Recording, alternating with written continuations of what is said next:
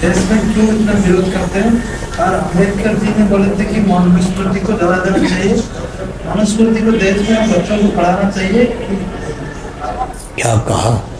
मनुस्मृति का इतना विरोध क्यों होता है? कहाँ विरोध हो रहा है? जब से मैं बोल रहा हूँ विरोध करने वाले सब कहाँ चले गए पता नहीं। सुनो, मनु का अर्थ क्या होता है? मंत्र।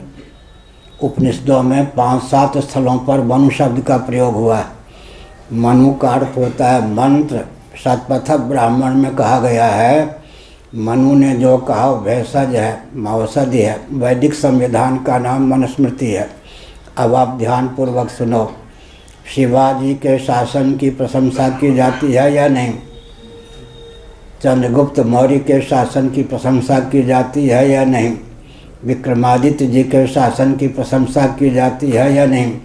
धर्मराज युधिष्ठिर जी के शासन की प्रशंसा की जाती है या नहीं? भगवान श्री रामभद्र के शासन की प्रशंसा की जाती है या नहीं? रघु दिलीप इत्यादि राजर्षियों के शासन की प्रशंसा की जाती है या नहीं? जिन शासकों की और जिन शासकों के शासन की प्रशंसा की जाती है, उन्होंने किस संविधान को क्रियान्वित किया? उसी का नाम मनुस्मृति है। आप शासक की प्रशंसा करो और शासन की प्रशंसा करो, संविधान को गाली दो, संभव ही नहीं। फिर मनुस्मृति का सारांश क्या है? निवृत्तिस्तु महाफला। प्रवृत्ति की सार्थकता निवृत्ति में है, निवृत्ति की सार्थकता निर्वृत्ति में, मुक्ति में। पूरी मनुस्मृति का सारांश पहले से ही प्राप्त है ग्रंथों में। हमने कहा प्रवृत्ति की सार्थकता निवृत्ति जाबाल दर्शनोपनिषद का अंतिम मंत्र है।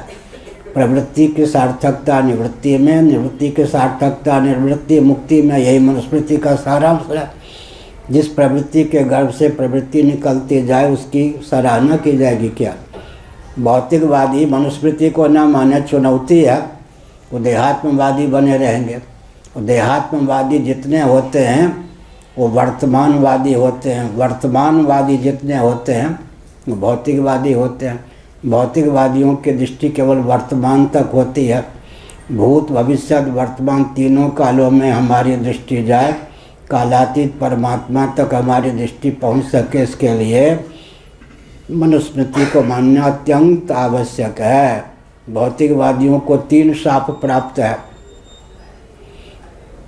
कर्तव्य का पूरा अंत नहीं होगा, करते चलो कर्तव्य पूरा नहीं होगा, ज्ञातव्य पूरा नहीं होगा, प्राप्तव्य पूरा नहीं होगा।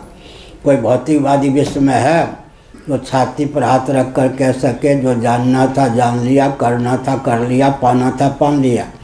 भौतिकवादियों का जीवन निरर्थक। कर्तव्य ज्ञातव्य प्राप्तव्य का अंत भौतिक विधा से हो ही नहीं सकता है।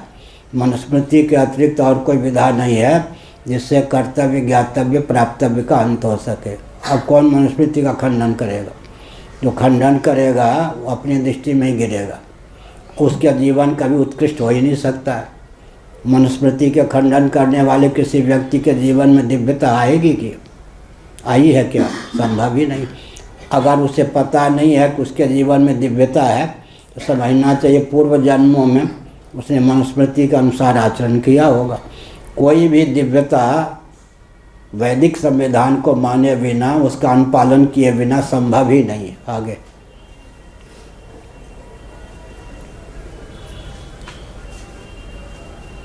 वो समय लद गए हम उत्तर प्रदेश की भाषा में बोलते हैं, जब लोग मनुस्मृति को गाली देते थे।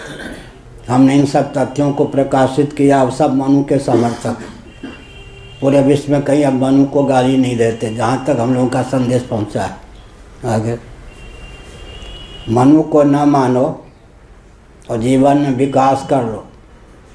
ज्ञान और कर्म को विकसित करने के लिए मनु को मानना आवश्यक है। मनु का अर्थ क्या होता है? मंत्र। मनुस्मृति का सारांश क्या है? देह के नाश से जीवात्मा का नाश नहीं होता, देह के भेद से जीवात्मा में भेद की प्राप्ति नहीं होती। अब इस सिद्धांत को नहीं मानेंगे तो वेदादि शास्त्र सम्मत कर्म कांड, उपासना कांड, ज्ञान कांड में प्रवृत्ति नहीं होगी। कर्महीन, ज्ञानहीन, उपासनाहीन जीवन बेकार जाएगा। आगे पूछो जी। हाँ,